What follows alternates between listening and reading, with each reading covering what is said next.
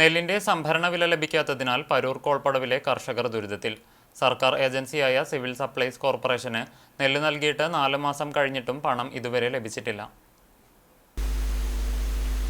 ഉപ്പുങ്ങൽ പരൂർ കോൾപ്പടവുകളിൽ നിന്നും സപ്ലൈകോ നെല്ല് സംഭരിച്ച ഇനത്തിൽ കർഷകർക്ക് കിട്ടാനുള്ളത് കോടികളാണ്.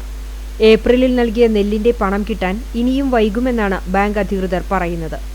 പരൂർ കോൾപ്പടവിൽ നിന്നു മാത്രം 8 ലക്ഷം കിലോഗ്രാം നെല്ലാണ് സംഭരിച്ചത്. വടക്കേകാട് പഞ്ചായത്തിലെ കപ്ലിയങ്ങാട് പടവിൽ നിന്നും 1.24 ലക്ഷം കിലോയും ചക്കിത്തറ പാലക്കുഴിയിൽ നിന്നും 36,000 കിലോയും ഉപ്പുങ്ങൽ വടക്കേപ്പടവിൽ നിന്നും 3.14 ലക്ഷം കിലോഗ്രാം നെല്ലുമാണ് 212 കർഷകരിൽ നിന്നായി മില്ലുകൾ വഴി സപ്ലൈകോ സംഭരിച്ചത്.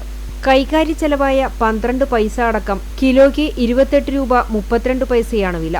SBI, കാനറ ബാങ്കുകൾ, പാഡി രസീത് ഷീറ്റ്, PRS വായ്പ വഴിയാണ് കർഷകർക്ക് നെല്ലിന്റെ വില നൽകുന്നത്.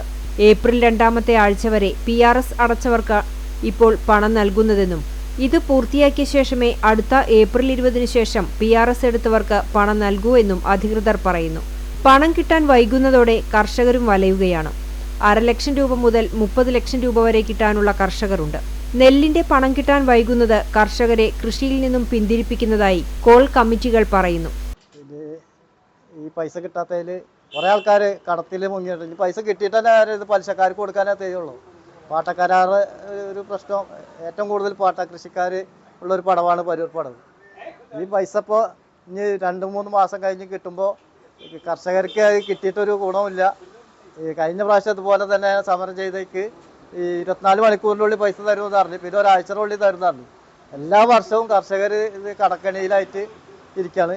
ഈ കർഷകരുടെ ദുരാവസ്ഥയ്ക്ക് ഒരു പരിഹാരം ഉണ്ടാകണമെന്ന് പടവ് കമ്മിറ്റി ആവശ്യപ്പെടും.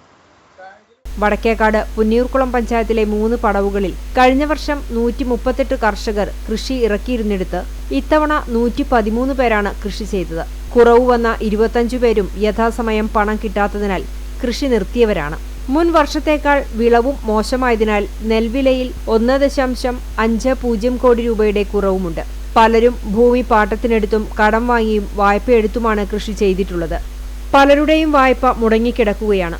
ബാങ്ക് അധികൃതരുമായി ബന്ധപ്പെട്ടെങ്കിലും തങ്ങൾക്ക് അറിയിപ്പൊന്നും ലഭിച്ചിട്ടില്ല എന്നാണ് പറയുന്നത്. പുന്നിയൂർക്കുളം ഗ്രാമപഞ്ചായത്തും ഗുരുവായൂർ MLAയും പ്രശ്നത്തിൽ ഇടപെടണമെന്നാണ് കർഷകർ ആവശ്യപ്പെടുന്നത്.